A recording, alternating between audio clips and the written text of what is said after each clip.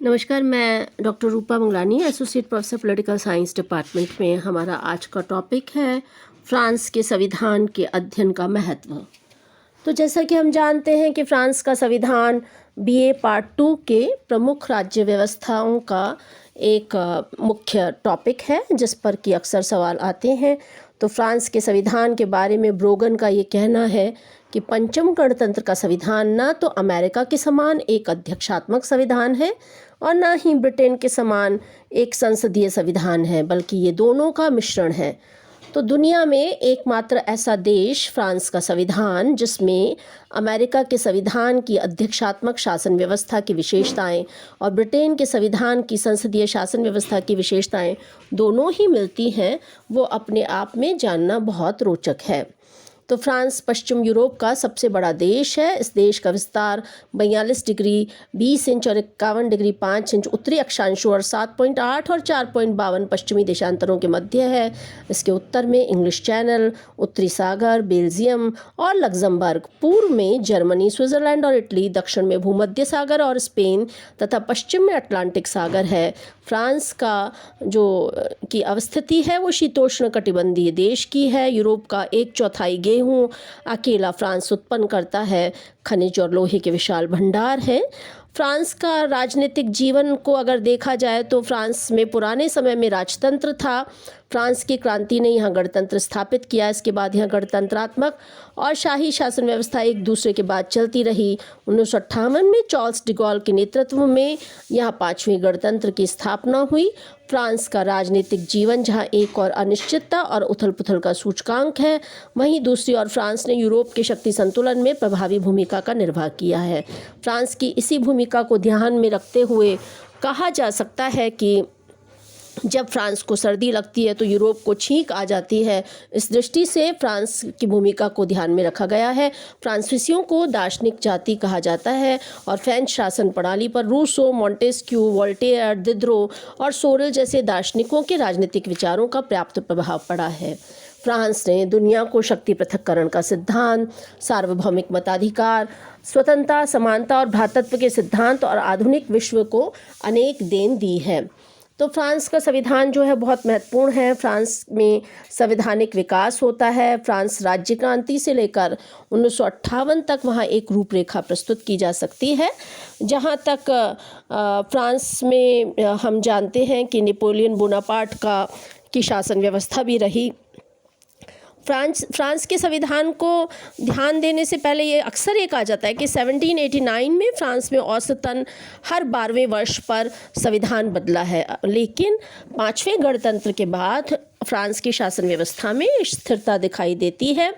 और 1 जून 1958 को राष्ट्रीय परिषद ने डिगॉल को प्रधानमंत्री पद पर जब नियुक्ति दी तो नए संविधान का दायित्व उन्हें सौंपा गया था। जुलाई अगस्त 1958 में संविधान के प्रथम प्रारूप पे विचार हुआ और 28 सितंबर को उसे जनमत के लिए प्रस्तुत किया गया। 6 अक्टूबर 1958 को पंचम गणतंत्र का संविधान लागू कर दिया गया। तो इस प्रकार 6 अक्टूबर 1958 के बाद से पंचम गणतंत्र का शासन जो है वहाँ स्थापित है। तो फ्रांस के इसी पंचम गणतंत्र के परिप्रेक्ष्य में हम जानते हैं कि फ्रांस के संविधान के अध्ययन का क्या महत्व है। संविधान के अध्ययन के महत्व को अगर हम देखें तो विश्व के प्रमुख देशों में फ्रांस का महत्वपूर्ण स्थान है। द्वितीय महायुद्ध तक तो फ्रांस की गिनती संसार की कुछ शक्तियों में होती थी।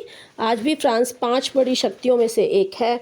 यूरोप में रूस के बाद क्षेत्रफल और जनसंख्या की दृष्टि से फ्रांस का स्थान दूसरा है। फ्रांस के संविधान का अध्ययन अनेक दृष्टियों से महत्वपूर्ण है।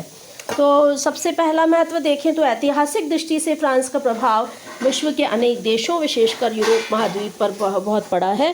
फ्रांस की क्रांति के बाद नेपोलियन बोनापार्ट ने बहुत से पड़ोसी देशों पर फ्रांसीसी साम्राज्य की स्थापना की थी। फ्रांसीसी क्रांति के आधारभूत सिद्धांत हैं स्वतंत्रता, समता और भ्रातृत्व के उच्च आदर्शों ने विश्व के राजनीतिज्ञों को प्रभावित किया है। दूसरी बात यह है कि फ्रांस के संविधान के बारे में वो ये है कि पंचम गणतंत्र के संविधान का निर्माण किन्हीं विशिष्ट परिस्थितियों में ही हुआ तथा किसी विशिष्ट लक्ष्य की प्राप्ति के लिए ही किया गया था। तो सरकार की अवधि अनिश्चित बन गई थी। परिणाम स्वरूप प्रशासन में अस्थिरता आ गई थी। 1 साल की ही अवधि में मंत्रिमंडलीय असफलताओं के कारण राष्ट्र 3 बार निष्क्रियता के शिकंजे में फंस चुका था और देश के स्थायित्व को खतरा पैदा हो गया था। उस समय के राष्ट्रपति एम रेनी कॉटी ने जनरल डिगॉल को शासन संचालन के लिए आमंत्रित किया, तो उन्होंने 2 शर्तों पर इस महान दायित्व को स्वीकार किया। पहली शर्त यह थी कि शासन को वह सभी शक्तियां प्राप्त होंगी। पहली बात तो ये थी कि शासन को वो सारी शक्तियां प्राप्त होंगी जिन्हें शासन इस संकट की घड़ी में आवश्यक समझेगा। और दूसरी बात ये थी कि शासन को अधिकार होगा कि वह निर्धारित व्यवस्था अनुसार संविधान में आवश्यक परिवर्तनों के लिए जनमत संग्रह के प्रस्ताव देश के समक्ष प्रस्तुत करे। जनरल डिगॉल संसदीय प्रणाली के प्रबल विरोधी थे और उन्होंने जो है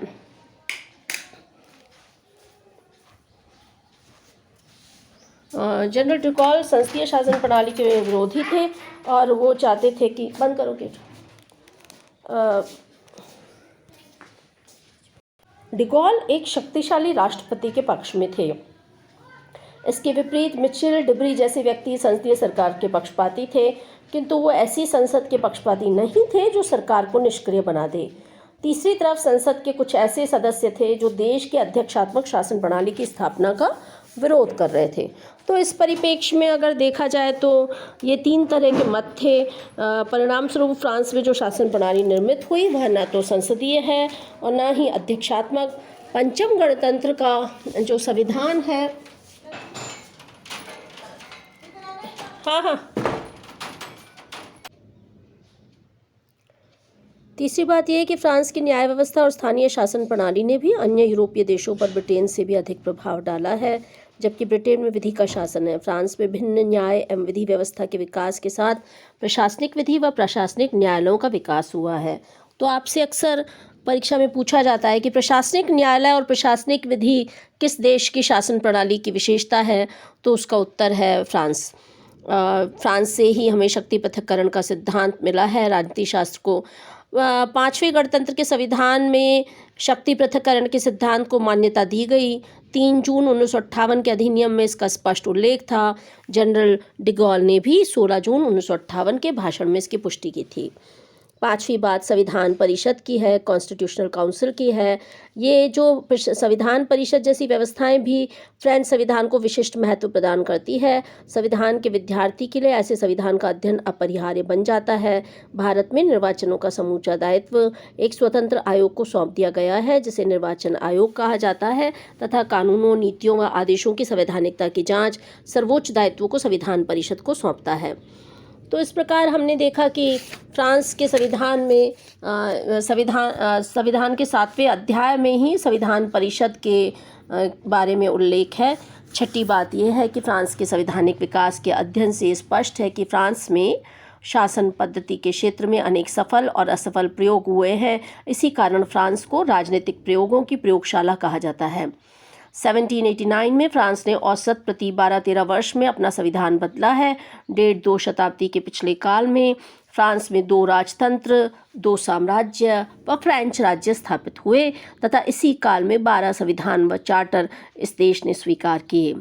डॉरोथी पिकल्स के अनुसार संविधान निर्माण के क्षेत्र में फ्रांस ने विश्व में कीर्तिमान कायम किया।